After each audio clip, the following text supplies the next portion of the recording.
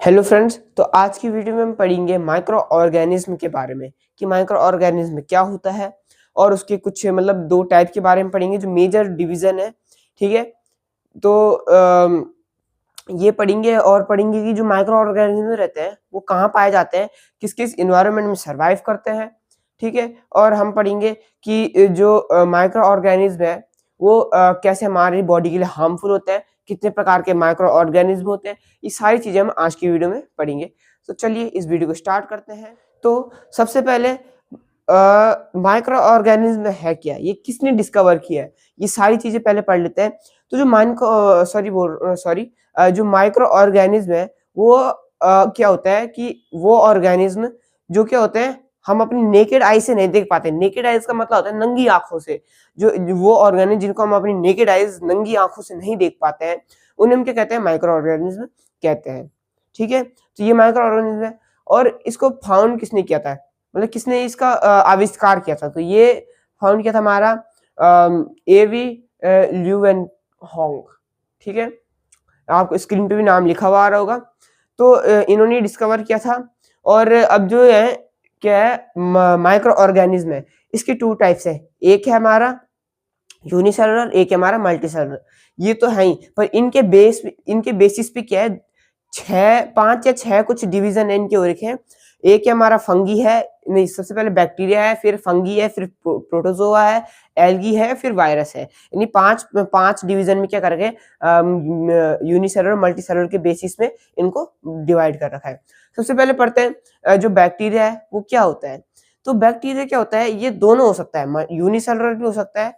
Sorry, जो bacteria होता है, सॉरी बैक्टीरिया हमेशा यूनिसेलुलर रहेगा। ठीक है, फंगी रहेगा दोनों। ठीक है, फंगी दोनों रहेगा, पर जो बैक्टीरिया का वो एक ही रहेगा, यूनिसेलुलर। यूनिसेलुलर का मतलब क्या होता है, वो सेल जिसमें मतलब वो बॉडी जो एक ही सेल से बनी है, सिर्फ मात्र एक सेल से बनी हुई बॉडी को हम यूनिसेलुलर कहते हैं। और मैनी सेल्स मतलब बहुत सारे अनेक सेल से बनके जो एक बॉडी बनती है उसे हम मल्टी सेलुलर कहते हैं।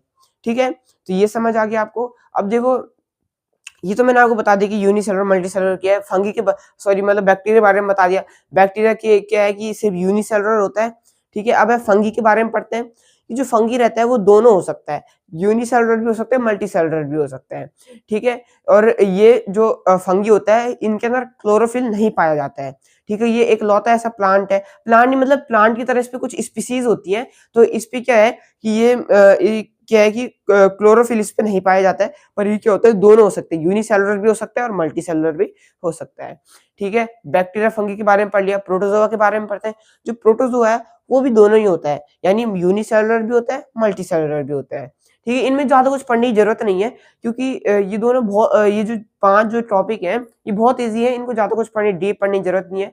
आप अगर थोड़ा थोड़ा पढ़ोगे कि ये कैसे कैसे होते हैं तो आप समझ जाओगे।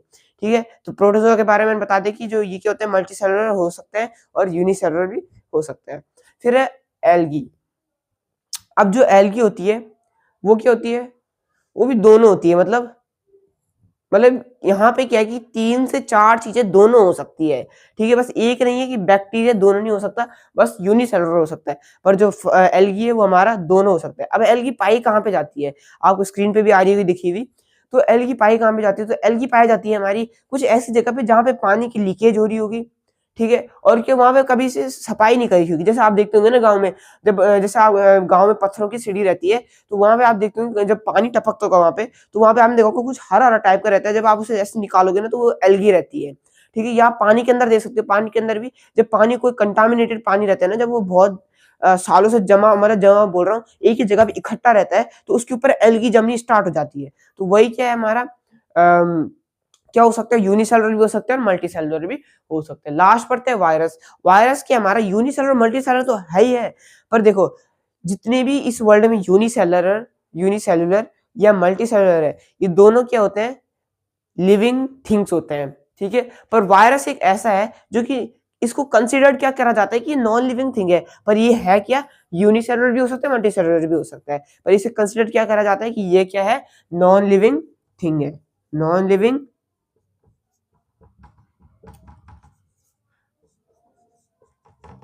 थिंग है। ठीक है, वायरस।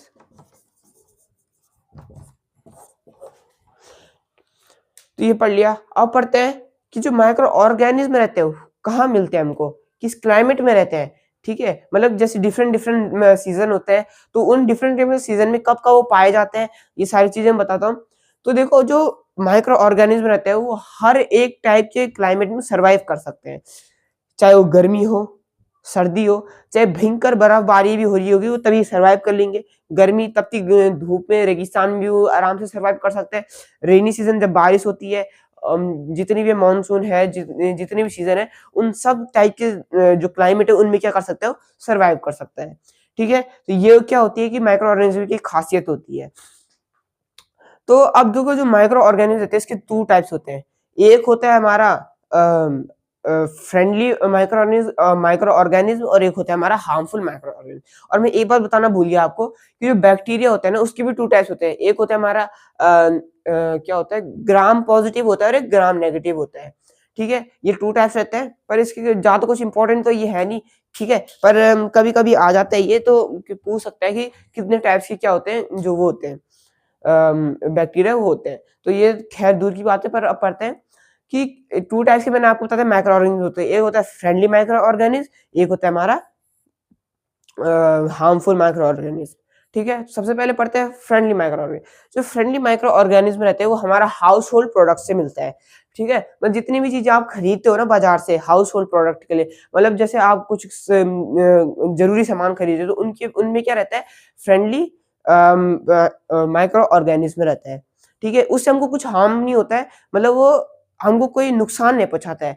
जो देखो माइक्रो ऑर्गेनिज्म हर जगह पाया जाता है, आप चाहे उसे मतलब आसमान हवा में भी है, हर जगह है, वो हमारी बॉडी के अंदर भी होता है, पर हमारी बॉडी के अंदर कैसा होता है, फ्रेंडली माइक्रो ऑर्गेनिज्म में रहता है। पर जैसे आपने देखा होगा और जो जो माइक्रो ऑर्गेनिज्म होता है ना फ्रेंडली, वो क्या होता है कि वो मेडिसिन के अंदर भी पाया जाता है, ठीक है। जैसे एंटीबायोटिक हो गया, ये इनके अंदर क्या जाता है, पाया जाता है ये, ठीक है। और जो ये क्या होता है कि उनके लिए पाया जाता है जैसे कि जैसे मैंने आपको बताया कि जैसे दही के अंदर भी पाया जाता है ये, ठीक है। जैसे दही के अंदर, कर्ड के अंदर, अब कर्ड के अंदर कौन सा बैक्टीरिया रहता है जो दूध को दही में कन्वर्ट करता है, तो वो रहता है हमारा लैक्टोबैसिलस, ठीक है। ये हमारा क्या है, कर्ड के अंदर एक बैक्टीरिया पाया जाता है जो कि करता है दूध से हमको दही जमा के देता है।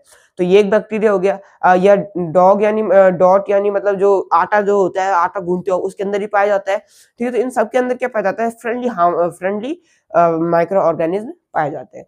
तो अब पढ़ते हैं हार्मफुल माइक्रो ऑर्गेनिज्म में क्या होते हैं। तो जो हार्मफुल माइक्रो ऑर्गेनिज्म हमको हार्म करते हैं, ठीक है, जो दूसरी जगह से आते हैं, जैसे हमने कोविड-19 देखा, तो उसमें क्या होता है, जो कोरोना था वो क्या था, हमारे एक हार्मफुल माइक्रो ऑर्गेनिज्म था, ये यूनिसेलुलर भी था, ठीक है। जो ये क्या था माइक्रो ऑर्गेनिज्म, ये यूनिसेलुलर था, ठीक है। तो ये था कि जो ये क्या करते हैं, हमारी बॉडी को हार्म करते हैं। तो ये हार्म करेंगे तो हम क्या होंगे, बीमार होंगे। तो यही चीज इसमें बता रखी है। ह्यूमंस में भी बहुत सारी चीजें पाई जाती है, जैसे जैसे आपने मलेरिया देख लो, किसी किसी को डेंगू हो जाता है, मलेरिया हो जाता है। तो ये क्यों होता है, क्योंकि उनके अंदर हार्मफुल बैक्टीरिया आ जाते हैं, जो कौन इंजेक्ट करते हैं हमारे अंदर, इंसेक्ट करते हैं। ये आपने देखा होगा जैसे हमको कोविड-19 में ना वैक्सीन लगी, तो वैक्सीन क्या थी, एक फ्रेंडली टाइप माइक्रो ऑर्गेनिज्म था। क्यों, क्योंकि वो उससे हमको वैक्सीन लगी तो उससे हम सही हो रहे थे, तो फ्रेंडली था। पर जो हार्मफुल क्या था, हमारे कोरोना वायरस था, तो वो क्या मतलब हमारे हार्मफुल था, हमारी बॉडी को हार्म कर था। जैसे मलेरिया हो सकता है, डेंगू हो सकता है। तो ये ह्यूमन में पाए जाते हैं, प्लांट में भी पाए जाते हैं बहुत सारे। और जो प्रोडक्ट्स रहते हैं उनमें कुछ कुछ प्रोडक्ट्स ऐसे रहते हैं जो केमिकल से भरे हुए रहते हैं, ठीक है। होते स्वादिष्ट है खाने में, पर क्या रहते हैं, केमिकल से क्या होता है, भरे हुए रहते हैं, जिसके कारण क्या होता है कि हमको हमारी बॉडी क्या होता है, हार्म होता है, ठीक है। तो ये था आज की वीडियो में। तो अब जो मैं अगली वीडियो में आपको पढ़ाऊंगा वो उसको मैं पढ़ाऊंगा फूड पॉइजनिंग के बारे में पढ़ाऊंगा मैं आपको। फूड पॉइजनिंग होगा और मैं आपको बताऊंगा बहुत सारी चीजों के बारे में। तो आज की वीडियो में हमने तो पढ़ लिया है कि माइक्रो ऑर्गेनिज्म क्या होता है। ये हमारा पार्ट 1 है, पार्ट 2 के लिए आपको तैयार रहना है। पार्ट 2 कभी भी आ सकता है, ठीक है। और आज की वीडियो में हमने पढ़ ही लिया है कि माइक्रो ऑर्गेनिज्म क्या होता है, कहाँ पाया जाता है, कितने टाइप्स होते हैं, ह्यूमंस में कितने टाइप्स होते हैं, अब फ्रेंडली माइक्रो ऑर्गेनिज्म क्या होता है, हार्मफुल क्या होता है, हमारी बॉडी कैसे हार्म करता है। ये सारी चीजें हमने आज की वीडियो में पढ़ी।